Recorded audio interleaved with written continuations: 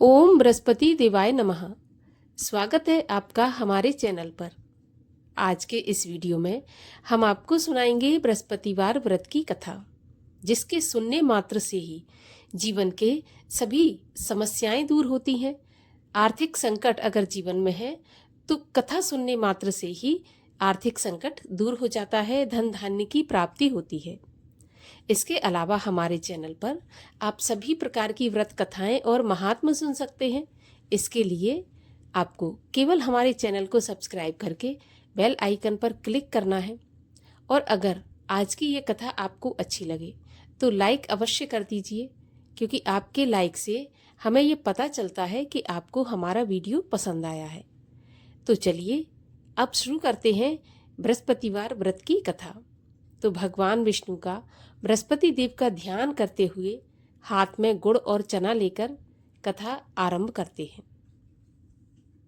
एक समय की बात है, राजा शिकार खेलने वन को चले गए। घर पर रानी और दासी थी। उसी समय गुरु बृहस्पति देव साधु का रूप धारण कर राजा के दरवाजे पर भिक्षा मांगने आए। साधु ने रानी से भिक्षा मांगी तो वह कहने लगी, हे साधु महाराज, मैं इस दान पुण्य से तंग आ गई हूँ। इस कार्य के लिए तो मेरे पति देवी बहुत हैं। अब आप ऐसी कृपा करें कि सारा धन नष्ट हो जाए और मैं आराम से रह सकूं। साधु रूपी बृहस्पति देव ने कहा, देवी तुम तो बड़ी विचित्र हो। संतान और धन से कोई दुखी नहीं होता। पापी भी पुत्र और धन की इच्छा करता है। अगर तुम्हारे पास धन अधिक है तो भूखे मनुष्यों को भोजन कराओ, प्याऊ लगवाओ, ब्राह्मणों को दान दो, धर्मशालाएं बनवाओ, कुआं, तालाब, बावड़ी, बाग, बगीचों आदि का निर्माण कराओ तथा निर्धनों की कुंवारी कन्याओं का विवाह कराओ। साथ ही यज्ञ आदि करो। इस प्रकार के कर्मों से आपके कुल का और आपका नाम परलोक में सार्थक होगा एवं स्वर्ग की प्राप्ति होगी। परंतु रानी साधु की इन बातों से खुश नहीं हुई। उसने कहा, हे साधु महाराज, मुझे ऐसे धन की आवश्यकता नहीं जिसको मैं अन्य लोगों को दान दूं तथा जिसको रखने और संभालने में ही मेरा सारा समय नष्ट हो जाए। साधु ने कहा, हे देवी, यदि तुम्हारी ऐसी इच्छा है तो जैसा मैं तुम्हें बताता हूँ तुम वैसा ही करना। बृहस्पतिवार के दिन घर को गोबर से लीपना, अपने केशों को पीली मिट्टी से धोना, केशों को धोते समय स्नान करना, राजा से कहना वह हजामत करवाए, भोजन में मांस मदिरा खाना, कपड़ा धोबी के यहाँ धुलने डालना। इस प्रकार 7 बृहस्पतिवार करने से तुम्हारा सारा धन नष्ट हो जाएगा। यह कहकर साधु महाराज अंतर्ध्यान हो गए। रानी ने साधु के कहने के अनुसार 7 बृहस्पतिवार वैसा ही करने का विचार किया। साधु के बताए अनुसार करते हुए केवल 3 बृहस्पतिवार ही बीते थे कि उसकी समस्त धन संपत्ति नष्ट हो गई। भोजन के लिए दोनों समय परिवार तरसने लगा तथा सांसारिक भोगों से दुखी रहने लगा। तब वह राजा रानी से कहने लगा कि हे रानी, तुम यहाँ पर रहो, मैं दूसरे देश को जाता हूँ, क्योंकि यहाँ पर मुझे सभी मनुष्य जानते हैं, इसलिए मैं यहाँ कोई कार्य नहीं कर सकता। देश चोरी परदेश भीख बराबर है। ऐसा कहकर राजा परदेश चला गया। वहाँ जंगल से लकड़ी काटकर लाता और शहर में बेचता। इस तरह जीवन व्यतीत करने लगा। इधर राजा के बिना रानी और दासियां दुखी रहने लगी। किसी दिन भोजन मिलता और किसी दिन जल पीकर ही रह जाती। एक समय रानी और दासियों को 7 दिन बिना भोजन के व्यतीत हो गए। तो रानी ने अपनी दासी से कहा कि हे दासी, यह पासी के नगर में मेरी बहन रहती है, वह बड़ी धनवान है, तू उसके पास जा और वहां से 5 सेर बेझर मांग कर लिया, जिससे कुछ समय के लिए गुजर हो जाएगी। दासी रानी की बहन के पास गई। रानी की बहन उस समय पूजा कर रही थी। बृहस्पतिवार का दिन था।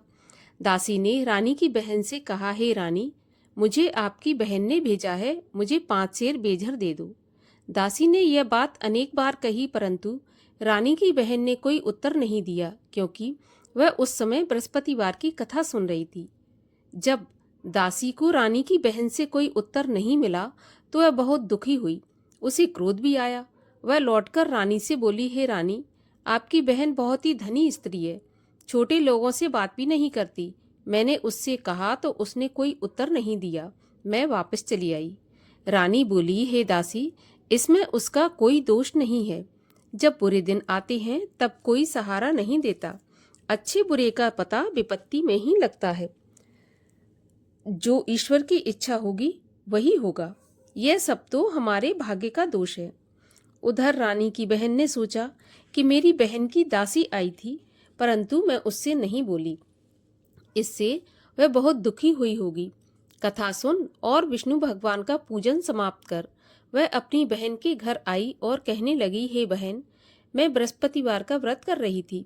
तुम्हारी दासी गई, परंतु जब तक कथा होती है तब तक ना उठते हैं और ना बोलते हैं, इसीलिए मैं नहीं बोली। कहो दासी क्यों गई थी? रानी बोली, बहन, हमारे घर अनाज नहीं था। वैसे तुमसे कोई बात छुपी नहीं है, इस कारण मैंने दासी को तुम्हारे पास 5 सेर बेझल लेने के लिए भेजा था। रानी की बहन बोली, बहन देखो, बृहस्पति भगवान सबकी मनोकामना पूरी करते हैं। देखो शायद तुम्हारे घर में अनाज रखा हो। यह सुनकर दासी घर के अंदर गई तो वहां उसे एक घड़ा बेजर का भरा मिल गया। उसे बड़ी हैरानी हुई क्योंकि उसने एक एक बर्तन देख लिया था। उसने बाहर आकर रानी को बताया। दासी अपनी रानी से कहने लगी, हे रानी, देखो, वैसे हमको जब अन्न नहीं मिलता तो हम रोज ही व्रत करते हैं। अगर इनसे व्रत की विधि और कथा पूछ ली जाए तो उसे हम भी किया करेंगे। दासी के कहने पर रानी ने अपनी बहन से बृहस्पतिवार व्रत के बारे में पूछा। उसकी बहन ने बताया, बृहस्पतिवार के व्रत में चने की दाल और मुनक्का से विष्णु भगवान का केले की जड़ में पूजन करें तथा दीपक जलाएं, पीला भोजन करें तथा कथा सुनें। इस प्रकार करने से गुरु भगवान प्रसन्न होते हैं, अन्न पुत्र धन देते हैं, मनोकामना पूरी करते हैं। व्रत और पूजन की विधि बताकर रानी की बहन अपने घर लौट गई। रानी और दासी दोनों ने निश्चय किया कि बृहस्पति भगवान का पूजन अवश्य करेंगी। 7 रोज बाद जब बृहस्पतिवार आया तो उन्होंने व्रत रखा। घुड़साल में जाकर चना और गुड़ बीन लाई तथा उसकी दाल से केले की जड़ तथा विष्णु भगवान का पूजन किया। अब भोजन पीला कहाँ से आए? दोनों बड़ी दुखी हुई, परंतु उन्होंने व्रत किया था, इस कारण बृहस्पति भगवान प्रसन्न थे। एक साधारण व्यक्ति के रूप में वे 2 थालों में सुंदर पीला भोजन लेकर आए और दासी को देकर बोले, हे दासी, यह भोजन तुम्हारे और रानी के लिए है, तुम दोनों करना। दासी भोजन पाकर बड़ी प्रसन्न हुई और रानी से बोली, रानी जी भोजन कर लो। रानी को भोजन आने के बारे में कुछ पता नहीं था, इसलिए वह दासी से बोली, जा तू ही भोजन कर, क्योंकि तू हमारी व्यर्थ में हंसी उड़ाती है। दासी बोली, एक व्यक्ति भोजन दे गया है। रानी कहने लगी, वह भोजन तेरे लिए ही दे गया है, तू ही भोजन कर। दासी ने कहा, वह व्यक्ति हम दोनों के लिए 2 थालों में भोजन देकर गया है, इसलिए मैं और आप दोनों ही साथ साथ भोजन करेंगी। दोनों ने गुरु भगवान को नमस्कार करके भोजन प्रारंभ किया। उसके बाद से वे प्रत्येक बृहस्पतिवार को गुरु भगवान का व्रत और पूजन करने लगी। बृहस्पति भगवान की कृपा से उनके पास धन हो गया, परंतु रानी फिर पहले की तरह आलस करने लगी। तब दासी बोली, देखो रानी, तुम पहले भी इस प्रकार आलस करती थी, तुम्हें धन के रखने में कष्ट होता था, इस कारण सभी धन नष्ट हो गया। अब गुरु भगवान की कृपा से धन मिला है तो फिर तुम्हें आलस होता है। बड़ी मुसीबतों के बाद हमने यह धन पाया है, इसलिए हमें दान पुण्य करना चाहिए तथा भूखे मनुष्यों को भोजन कराओ, प्याऊ लगवाओ, ब्राह्मणों को दान दो, कुआं, तालाब, बावड़ी आदि का निर्माण करवाओ, मंदिर, पाठशाला बनवाकर दान दो, कुंवारी कन्याओं का विवाह करवाओ, धन को शुभ कार्यों में खर्च करो, जिससे तुम्हारे कुल का यश बढ़े तथा स्वर्ग प्राप्त हो और पितृ प्रसन्न हो। दासी की बात मानकर रानी ने इसी प्रकार के कर्म करने प्रारंभ किए। अब तो रानी का काफी यश फैलने लगा। एक दिन रानी और दासी आपस में विचार करने लगी कि न जाने राजा किस दशा में होंगे, उनकी कोई खोज खबर नहीं है। गुरु भगवान से उन्होंने प्रार्थना की और भगवान ने रात्रि में राजा को स्वप्न में कहा कि हे राजा, उठ, तेरी रानी तुझको याद करती है, अब अपने देश को लौट जा। राजा प्रातःकाल उठा। वह विचार करने लगा कि स्त्री जाति खाने और पहनने की ही साथी होती है, पर भगवान की आज्ञा मानकर वह अपने नगर को चलने के लिए तैयार हुआ। जब राजा परदेश गया तो परदेश में बहुत दुखी रहने लगा था। प्रतिदिन जंगल से लकड़ी बीनकर लाता और उसे शहर में बेचकर अपने दुखी जीवन को बड़ी कठिनता से व्यतीत करता था। एक दिन राजा दुखी हो अपनी पुरानी बातों को याद करके रोने लगा। उस जंगल में बृहस्पति देव एक साधु का रूप धारण करके आए और राजा के पास आकर बोले, हे लकड़हारे, तुम इस सुनसान जंगल में किस चिंता में बैठे हो, मुझे बताओ। यह सुनकर राजा के नेत्रों में जल भर आया और साधु की वंदना करके बोला, हे प्रभु, आप सब कुछ जानने वाले हैं। इतना कहकर राजा ने साधु को अपनी संपूर्ण कहानी सुना दी। महात्मा दयालु होते हैं। वे राजा से बोले, हे राजा, तुम्हारी पत्नी ने बृहस्पति देव के प्रति अपराध किया था, जिसके कारण तुम्हारी यह दशा हुई।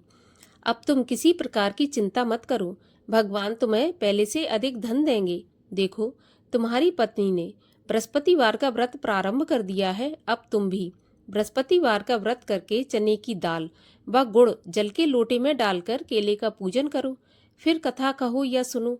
भगवान तुम्हारी सब कामनाओं को पूरा करेंगे। साधु को प्रसन्न देखकर राजा बोला, हे प्रभु, मुझे लकड़ी बेचकर इतना पैसा नहीं बचता जिससे भोजन करने के उपरांत कुछ बचा सकूं। मैंने रात्रि में अपनी रानी को व्याकुल देखा है।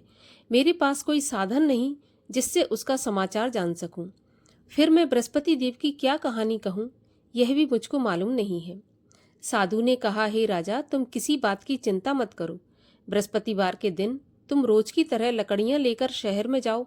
तुम्हें रोज से दुगना धन प्राप्त होगा, जिससे तुम भली भांति भोजन कर लोगे तथा बृहस्पति देव की पूजा का सामान भी आ जाएगा। और बृहस्पतिवार की कहानी इस प्रकार से है। प्राचीन काल में एक बहुत ही निर्धन ब्राह्मण था। उसकी कोई संतान नहीं थी। वह नित्य पूजा पाठ करता, परंतु उसकी स्त्री बहुत मलिनता के साथ रहती थी। वह न स्नान करती और न किसी देवता का पूजन करती। प्रातःकाल उठते ही सबसे पहले भोजन करती, बाद में अन्य कार्य करती। ब्राह्मण देवता बहुत दुखी रहते थे। पत्नी को बहुत समझाते, किंतु उसका कोई परिणाम नहीं निकलता। भगवान की कृपा से ब्राह्मण की स्त्री की कन्या उत्पन्न हुई। वह कन्या अपने पिता के घर में बड़ी होने लगी। वह बालिका प्रातः स्नान करके भगवान विष्णु का जप करती, बृहस्पतिवार का व्रत भी करने लगी। पूजा पाठ समाप्त करके स्कूल जाती तो अपनी मुट्ठी में जौ भर के ले जाती और पाठशाला के मार्ग में डालती जाती। वही जौ सोने के हो जाते तो उनको बीनकर घर ले आती थी। एक समय वह बालिका सूप में उन सोने के जौ को फटक कर साफ कर रही थी। तभी उसकी माँ ने देख लिया और कहा, हे बेटी, सोने के जौ को फटकने के लिए सोने का सूप होना चाहिए। दूसरे दिन गुरुवार था। इस कन्या ने व्रत रखा और बृहस्पति देव से प्रार्थना करके कहा कि प्रभु, यदि मैंने सच्चे मन से आपकी पूजा की हो तो मुझे सोने का सूप दे दो। बृहस्पति देव ने उसकी प्रार्थना स्वीकार कर ली। रोज की तरह वह कन्या जौ फैलाती हुई स्कूल चली गई। स्कूल से लौटकर जब जौ बीन रही थी तो बृहस्पति देव की कृपा से उसे सोने का सूप मिला। उसे वह घर ले आई और उसमें जौ साफ करने लगी, परंतु उसकी माँ का वही ढंग रहा। एक दिन की बात है, वह कन्या सोने के सूप में जौ साफ कर रही थी। उस समय उस नगर का राजकुमार वहां से होकर निकला। इस कन्या के रूप और कार्य को देखकर उस कन्या पर मोहित हो गया। राजमहल आकर भोजन तथा जल त्याग कर उदास होकर लेट गया। राजा को जब राजकुमार द्वारा अन्न जल त्यागने का समाचार ज्ञात हुआ तो अपने मंत्रियों के साथ वह अपने पुत्र के पास गए और बोले, हे बेटा, तुम्हें किस बात का कष्ट है? किसी ने अपमान किया है अथवा कोई और कारण है तो मुझे बताओ, मैं वही करूंगा जिससे तुम्हें प्रसन्नता हो। तब राजकुमार ने अपने पिता की बातें सुनी तो वह बोला, मुझे आपकी कृपा से किसी बात का दुख नहीं है। किसी ने मेरा अपमान नहीं किया, परंतु मैं उस लड़की के साथ विवाह करना चाहता हूँ जो सोने के सूप में जौ साफ कर रही थी। यह सुनकर राजा आश्चर्य में पड़ गया और बोला, हे बेटा, इस तरह की कन्या का पता तुम ही लगाओ। मैं उसके साथ तुम्हारा विवाह अवश्य ही करवा दूंगा। राजकुमार ने राजा को उस लड़की के घर का पता बताया। तब मंत्री उस लड़की के घर गया और राजा का आदेश ब्राह्मण को सुनाया। कुछ ही दिन बाद ब्राह्मण की कन्या का विवाह राजकुमार के साथ संपन्न हो गया। कन्या के घर से जाते ही उस ब्राह्मण देवता के घर में पहले की भांति गरीबी का निवास हो गया। अब भोजन के लिए भी अन्न बड़ी मुश्किल से मिलता था। एक दिन दुखी होकर ब्राह्मण देवता अपनी पुत्री से मिलने गए। बेटी ने पिता की दुखी अवस्था को देखा और अपनी माँ का समाचार पूछा तो ब्राह्मण ने सभी हाल कह दिया। कन्या ने बहुत सा धन देकर अपने पिता को विदा कर दिया। इस तरह ब्राह्मण का कुछ समय सुखपूर्वक व्यतीत हो गया, लेकिन कुछ दिन बाद फिर वही हाल हो गया। ब्राह्मण फिर अपनी कन्या के आ गया और सभी हाल कहा तो पुत्री बोली, हे पिताजी, आप माताजी को यहाँ लिवा लाओ, मैं उन्हें विधि बता दूंगी जिससे गरीबी दूर हो जाए। ब्राह्मण देवता अपनी स्त्री को साथ लेकर राजमहल अपनी पुत्री के पास पहुंचे तो पुत्री अपनी माँ को समझाने लगी कि हे माँ, तुम प्रातःकाल उठकर प्रथम स्नान आदि करके विष्णु भगवान का पूजन करो तो सब दरिद्रता दूर हो जाएगी। परंतु उसकी माँ ने उसकी एक भी बात नहीं मानी। वह प्रातःकाल उठकर अपनी पुत्री का बचा जूठन खा लेती थी। एक दिन उसकी पुत्री को बहुत गुस्सा आया। उसने एक रात को कोठरी से सारा सामान निकाल दिया और अपनी माँ को उसमें बंद कर दिया। प्रातःकाल उसमें से उसे निकाला तथा स्नान आदि करा के पूजा पाठ करवाया तो उसकी माँ की बुद्धि ठीक हो गई। इसके बाद वह नियम से पूजा पाठ करती और प्रत्येक बृहस्पतिवार को व्रत रखने लगी। इस व्रत के प्रभाव से उसकी माँ भी बहुत धनवान तथा पुत्रवती हो गई और बृहस्पति देवता के प्रभाव से स्वर्ग को गई। वह ब्राह्मण भी सुखपूर्वक इस लोक का सुख भोग कर स्वर्ग को प्राप्त हुआ। इस तरह कहानी कहकर साधु देवता वहां से अंतर्ध्यान हो गए। धीरे धीरे समय व्यतीत होने पर फिर बृहस्पतिवार का दिन आया। राजा जंगल से लकड़ी काटकर किसी शहर में बेचने गया। उसे उस दिन और दिनों से अधिक धन मिला। राजा ने चना गुड़ आदि लाकर गुरुवार का व्रत किया। उस दिन से उसके सभी क्लेश दूर हुए, परंतु जब अगला गुरुवार आया तो वह व्रत करना भूल गया। इस कारण बृहस्पति भगवान नाराज हो गए। उस दिन उस नगर के राजा ने विशाल यज्ञ का आयोजन किया तथा अपने समस्त राज्य में घोषणा करवा दी कि कोई भी मनुष्य अपने घर भोजन ना बनाए तथा आग भी न जलाए। समस्त जनता मेरे यहाँ भोजन करने आई और इस आज्ञा को जो नहीं मानेगा उसको फांसी की सजा दी जाएगी। राजा की आज्ञा के अनुसार राज्य के सभी वासी राजा के भोज में सम्मिलित हुए, लेकिन लकड़हारा कुछ देर से पहुंचा, इसलिए राजा उसको अपने साथ महल में ले गए। जब राजा लकड़हारे को भोजन करा रहे थे तो रानी की दृष्टि उस खूंटी पर पड़ी जिस पर उसका हार लटका हुआ था। उसे हार खूंटी पर लटका दिखाई नहीं दिया तो रानी को निश्चय हो गया कि मेरा हार इस लकड़हारे ने चुरा लिया है। उसी समय सैनिक बुलवाकर उसको जेल खाने में डलवा दिया। जब लकड़हारा जेल खाने में गया तो बहुत दुखी होकर विचार करने लगा कि न जाने कौन से पूर्व जन्म के कर्म से मुझे यह दुख प्राप्त हुआ है, और उसी साधु को याद करने लगा जो कि जंगल में मिला था। तत्काल बृहस्पति देव साधु के रूप में प्रकट हो गए और उसकी दशा को देखकर कहने लगे, अरे मूर्ख, तूने बृहस्पति देवता की कथा नहीं की, इसी कारण तुझे दुख प्राप्त हुआ है। अब चिंता मत कर, बृहस्पतिवार के दिन जेल खाने के दरवाजे पर 4 पैसे पड़े मिलेंगे, उनसे तू बृहस्पति देव की पूजा करना तो तेरे सभी कष्ट दूर हो जाएंगे। अगले बृहस्पतिवार उसे जेल के द्वार पर 4 पैसे मिले। राजा ने पूजा का सामान मंगवाकर कथा कही और प्रसाद बांटा। उसी रात्रि को बृहस्पति देव ने उस नगर के राजा को स्वप्न में कहा कि हे राजा, तूने जिस आदमी को जेल खाने में बंद कर दिया है वह निर्दोष है, वह राजा है, उसे छोड़ देना। रानी का हार उसी खूंटी पर लटका हुआ है। अगर तू ऐसा नहीं करेगा तो मैं तेरे राज्य को नष्ट कर दूंगा। राजा प्रातःकाल उठा और खूंटी पर हार टंगा देखकर लकड़हारे को बुलाकर क्षमा मांगी तथा राजा के योग्य सुंदर वस्त्र आभूषण भेंट कर उसे विदा किया। गुरुदेव की आज्ञा के अनुसार राजा अपने नगर को चल दिया। राजा जब नगर के निकट पहुंचा तो उसे बड़ा आश्चर्य हुआ। नगर में पहले से अधिक बाग, तालाब, कुएं तथा बहुत सी धर्मशालाएं, मंदिर आदि बने हुए थे। राजा ने पूछा, यह किसका बाग और धर्मशाला है? तब नगर के सब लोग कहने लगे, यह सब रानी और दासी के द्वारा बनवाए गए हैं। राजा को आश्चर्य हुआ और गुस्सा भी आया। जब रानी ने खबर सुनी कि राजा आ रहे हैं तो उसने अपनी दासी से कहा कि दासी, देख राजा हमको कितनी बुरी हालत में छोड़ गए थे, हमारी ऐसी हालत देखकर वह लौट न जाए, इसलिए तू दरवाजे पर खड़ी हो जा। तो रानी की आज्ञा के अनुसार दासी दरवाजे पर खड़ी हो गई। जब राजा आए तो उन्हें अपने साथ महल में लिवा लाई। तब राजा ने क्रोध करके अपनी तलवार निकाली और पूछने लगा, बताओ यह धन तुम्हें कैसे प्राप्त हुआ है? तब रानी ने बताया, हमें यह धन बृहस्पति देव के व्रत के प्रभाव से प्राप्त हुआ है। राजा ने निश्चय किया कि 7 रोज बाद तो सभी बृहस्पति देव का पूजन करते हैं, परंतु मैं रोजाना दिन में 3 बार कथा कहा करूंगा तथा रोज व्रत किया करूंगा।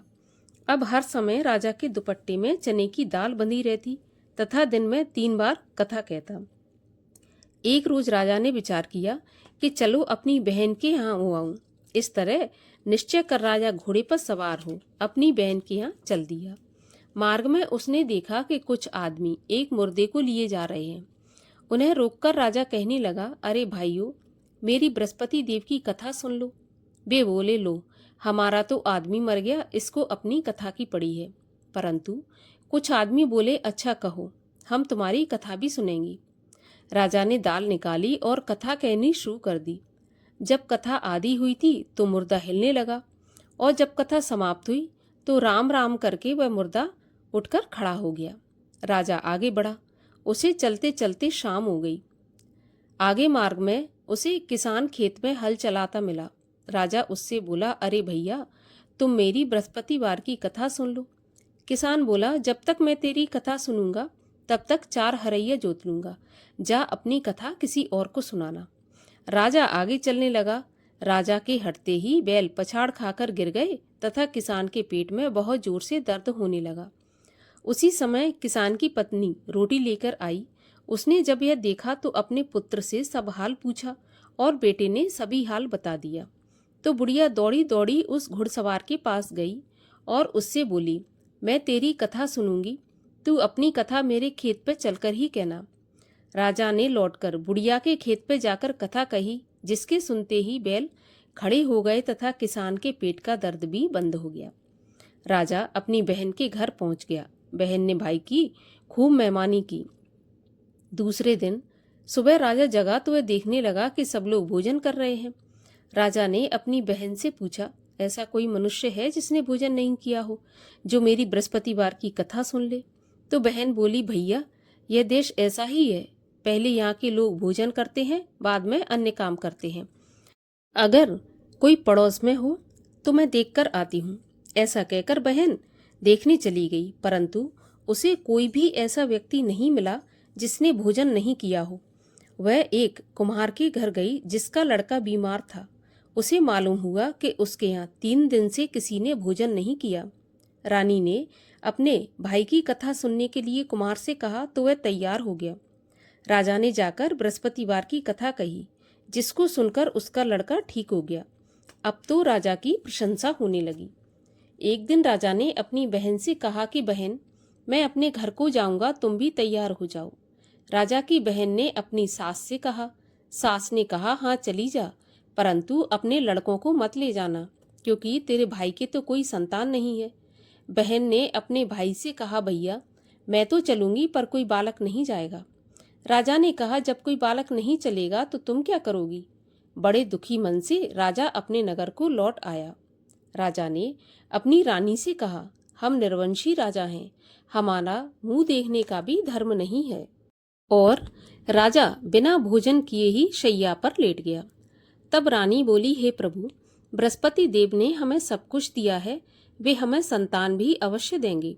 उसी रात को बृहस्पति देव ने राजा से सपने में कहा कि राजा उठ, सभी सोच त्याग दे, तेरी रानी गर्भवती है। राजा को यह जानकर बड़ी खुशी हुई। 9वें महीने रानी के गर्भ से एक सुंदर पुत्र पैदा हुआ। तब राजा बोला, हे रानी, स्त्री बिना भोजन के रह सकती है, बिना कहे नहीं रह सकती। जब मेरी बहन आए तो तुम मुझसे कुछ कहना मत। रानी ने सुनकर हाँ कर दिया। जब राजा की बहन ने यह शुभ समाचार सुना तो बहुत खुश हुई तथा बधाई लेकर अपने भाई के यहाँ आई। तभी रानी ने कहा, घोड़ा चढ़ाकर नहीं आई, गधा चढ़ी आई। राजा की बहन बोली, भाभी, मैं इस प्रकार ना कहती तो तुम्हें औलाद कैसे मिलती? बृहस्पति देव ऐसे ही हैं, जैसी जिसके मन में कामना है सभी को पूर्ण करते हैं। जो सद्भावना पूर्वक बृहस्पतिवार का व्रत करता है एवं कथा पढ़ता है अथवा सुनता है और दूसरों को सुनाता है, बृहस्पति देव उसकी सभी मनोकामना पूरी करते हैं। भगवान बृहस्पति देव उनकी सदैव रक्षा करते हैं। जो संसार में सद्भावना से गुरुदेव का पूजन एवं व्रत सच्चे हृदय से करते हैं, उनकी सभी मनोकामनाएं पूरी होती हैं। जैसी सच्ची भावना से रानी और राजा ने बृहस्पति देव की कथा का गुणगान किया, तो उनकी सभी इच्छाएं बृहस्पति देव ने पूर्ण की थीं। इसलिए सबको कथा सुनने के बाद प्रसाद लेकर जाना चाहिए। हृदय से उनका मनन करते हुए जयकारा बोलना चाहिए। बोलिए बृहस्पति भगवान की जय। बृहस्पति देव की आरती। ओम जय बृहस्पति देवा, स्वामी जय बृहस्पति देवा। छिन छिन भोग लगाऊं, कदली फल मेवा। ओम जय बृहस्पति देवा। तुम पूर्ण परमात्मा, तुम अंतर्यामी। जगत पिता जगदीश्वर, तुम सबके स्वामी। ओम जय बृहस्पति देवा। चरणामृत निज निर्मल, सब पातक हरता। सकल मनोरथ दायक, कृपा करो भरता। ओम जय बृहस्पति देवा। तन मन धन अर्पण कर, जो जन शरण पड़े। प्रभु प्रकट तब हो कर, आकर द्वार खड़े। ओम जय बृहस्पति देवा। दीन दयाल दयानिधि, भक्तन हितकारी। पाप दोष सब हरता, भव बंधन हारी। ओम जय बृहस्पति देवा। सकल मनोरथ दायक, सब संशय हारो। विषय विकार मिटाओ, संतन सुखकारी। ओम जय बृहस्पति देवा। जो कोई आरती तेरी, प्रेम सहित गावे। जेठानंद आनंद कर, सो निश्चय पावे। ओम जय बृहस्पति देवा। बोलो विष्णु भगवान की जय। बोलो बृहस्पति भगवान की जय।